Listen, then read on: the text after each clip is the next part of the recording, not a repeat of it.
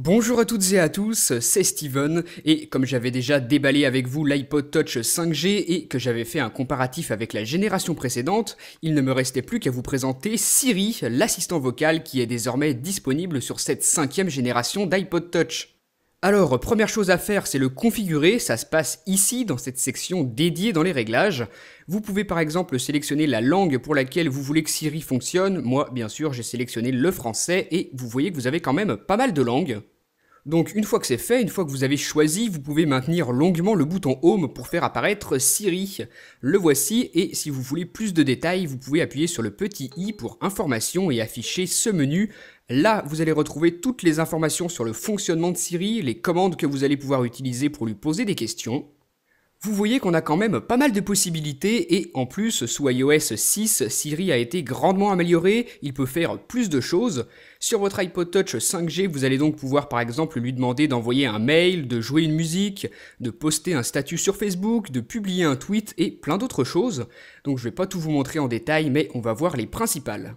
C'est parti, on maintient longuement le bouton d'accueil. Quel temps fait-il à Chambéry ? Voici les prévisions météo pour Chambéry, France Centre aujourd'hui et vendredi. Voilà, ça fonctionne, il m'affiche la météo comme je lui ai demandé, et vous pouvez aussi par exemple lui demander de faire une recherche sur internet. Recherche iPhone sur le web. Recherche de iPhone sur le web. Vous voyez que je suis redirigé dans l'application Safari Mobile et hop, là, ma recherche apparaît, c'est bel et bien ce que je lui ai demandé. Donc vous pouvez demander à Siri de faire n'importe quelle recherche sur Internet et aussi par exemple de programmer un rappel. Rappelle-moi de faire des courses demain à 14 h. Voici votre rappel pour demain à 14 h. Dois-je le valider ? Confirmé. C'est noté, je vous le rappellerai. Encore une fois, ça marche très bien si on articule correctement, et maintenant demandons-lui d'ouvrir une application. Ouvre les réglages. Siri a compris et il m'ouvre les réglages comme je lui ai demandé. Ensuite, autre fonction que je voulais vous présenter et qui est quand même bien pratique, c'est l'envoi de messages grâce à l'assistant vocal d'Apple. Vous allez donc dicter votre message et bien sûr, il faudra que vous soyez en Wi-Fi sur votre iPod Touch comme pour toutes les autres fonctions de Siri. Donc c'est parti. Envoie un message à Cédric et dis-lui que j'arriverai dans un quart d'heure. Voici votre message à Cédric. Est-ce que je l'envoie ? Envoyer. D'accord, je l'envoie. Vous pouvez remarquer que le message est maintenant en bleu, donc c'est parfait, Siri a totalement compris ce que je lui ai demandé d'envoyer et il l'a fait.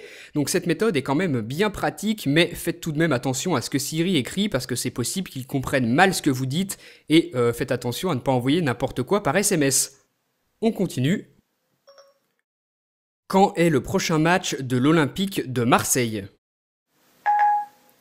La réponse va arriver. Un instant, voici ce qui attend l'OM pour aujourd'hui. Parfait, Siri m'affiche le calendrier de l'OM. Voilà pour cette fonction et je peux aussi vous montrer la désactivation des alarmes. Désactive toutes les alarmes.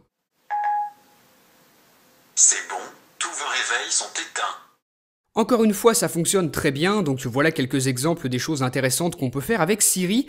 Et nouveauté intéressante d'iOS 6, vous avez remarqué la nouvelle application Plan, eh bien vous pouvez demander à Siri un itinéraire. Quel est le chemin pour aller de Chambéry à Marseille ? Suivez cet itinéraire pour vous rendre de Chambéry à Marseille. Il a compris et hop, il m'ouvre la nouvelle application Plan dans laquelle il va me donner mon itinéraire. Même si c'est un petit peu vague ce que je lui ai demandé, vous voyez qu'il m'affiche différents parcours que je peux emprunter pour aller de Chambéry à Marseille et je peux même utiliser le GPS. Bon, bien sûr, même si ça fonctionne, ça reste pas la chose la plus intéressante à faire puisque, comme je vous le disais tout à l'heure, l'iPod Touch 5G a besoin du Wi-Fi pour utiliser Siri et si vous êtes dans la voiture et que vous voulez utiliser le GPS, eh bien vous ne pourrez pas. Voilà, donc on va finir avec une dernière question assez marrante, vous allez voir. Quel est le meilleur smartphone ? Tous les meilleurs assistants préfèrent l'iPhone. Voilà, donc en plus du fait de lui demander des actions réellement utiles comme je vous ai montré tout à l'heure, vous allez pouvoir poser toutes sortes de questions à Siri et vous allez voir que souvent il a une réponse assez marrante. Voilà donc pour mon test de Siri sur l'iPod Touch de 5ème génération. Après, utile ou pas, à vous de voir. Et en tout cas, dites-moi ce que vous en pensez via les commentaires. Et moi je vous dis à très bientôt pour une prochaine vidéo. Salut! Si vous avez aimé cette vidéo, vous pouvez rejoindre ma page Facebook et me suivre sur Twitter. Vous pouvez aussi regarder ma dernière vidéo en cliquant sur la vignette. N'oubliez pas de visiter iPhoneaddict.fr et de vous abonner à ma chaîne YouTube pour recevoir toutes mes prochaines vidéos.